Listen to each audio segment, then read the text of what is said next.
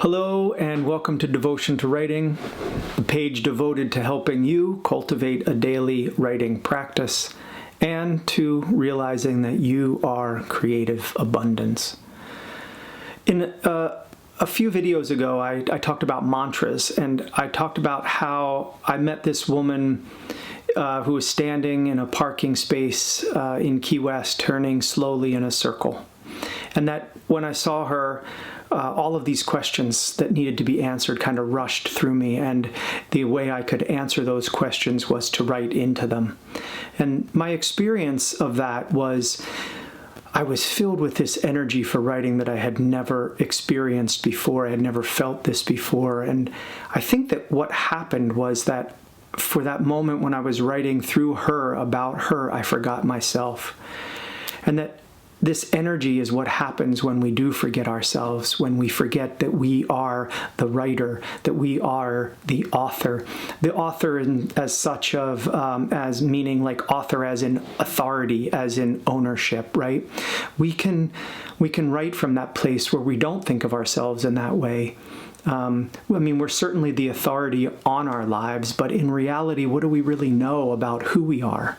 And the more that we pose on the page as the authority, as the knowing, I think the less expansive our understanding, the less curious we might be, and certainly the less we can speak on the universal, and the less we're able then to communicate what it's like to be human, to be vulnerable, to be alive, to be suffering, and to come to real, authentic understanding.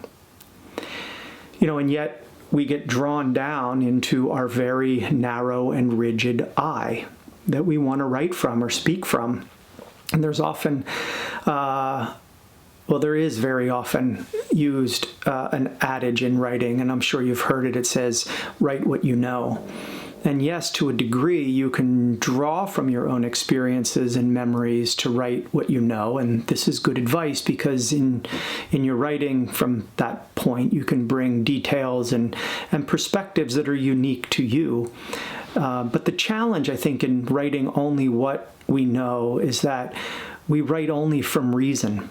And we don't then open ourselves and we don't speak from an undiscovered place. We're only speaking from a place we've already discovered.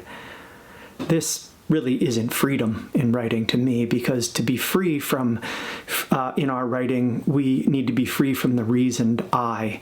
We have to forget ourselves to a degree. Forget, like I said, that we are the writer, that we are some authority on what we are writing. We know it, but we're not the authority. We're just a me who is discovering right here on the page. Me who is moment to moment figuring out what we are saying and how we would like to say it.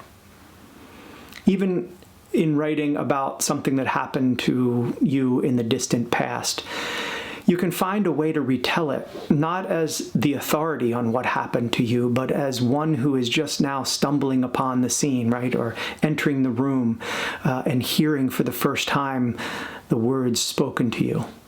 And this is what I mean by forgetting yourself, because you don't step into that room as one who has already heard it, as this consolidated I, right, with all of your conditions and experiences. But write like you are just waking into the you. Write what you don't know yet. Discover why this event you're writing about is so deliciously sticky and so sweet and so sour. Why has this nested in your soul you're just discovering? How does that feel?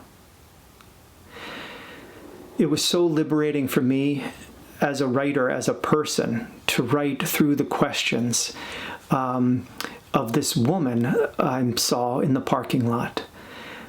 I felt so deliriously liberated to not write as Justin, to not be writing as a father, as a husband, as a man who is living in a small town, who can't say certain things, who can't think certain things, who can't do certain things, right? Because I walk around in this town and people know me, but on the page were none of these things. And when I was writing, I was none of those things. I wasn't the father or husband. Therefore, I was free to say everything. I was free to say sinful things and ugly things and brutal things and beautiful things and things I never imagined I could say or think or write.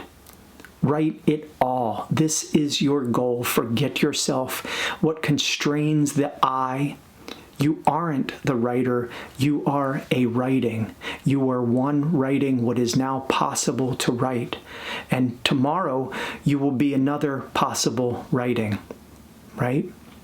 You aren't one narrow I. You're not one small self conditioned by the past and by experiences.